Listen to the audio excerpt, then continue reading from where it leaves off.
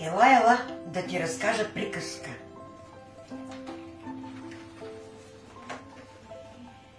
Имало едно време една малка червена шапчица.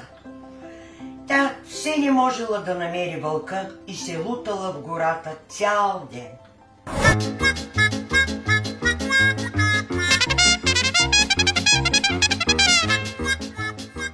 Вълчо! Вълчане! Ей! Вълко Ръфън! Къде си?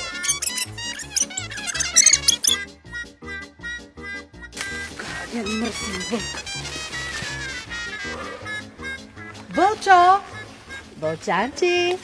Лупи! Лупи! Лупи, ама... Няма лупи. Няма. Лупи. Няма ли? Как така го няма? Ам ти кой си, бе? Кой съм аз? Аз бях ловец, маена. Станах дърводелец, правя клички за зъби за ресторантите. Няма работа. Вълка избяга. Какъв ден сме днеска? Събота днеска, бе. Събота я. При Карагьозов има ден на пазарлък.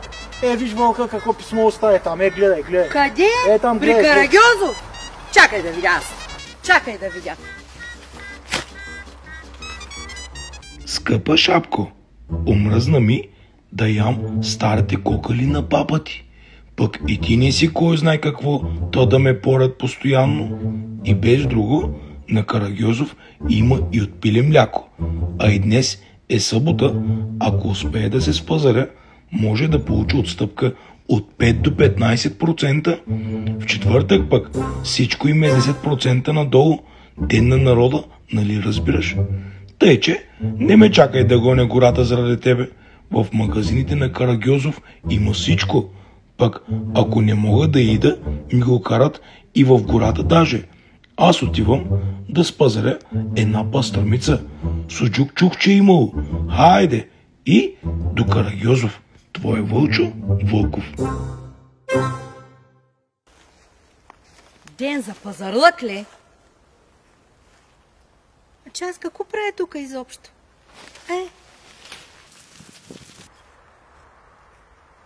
Ой, чакай, и на мене ми трябва. Чакай, я си да. Чувам да пазарувам. Айде. И тъй, всички са при Карагьозов, а аз неизядена останах.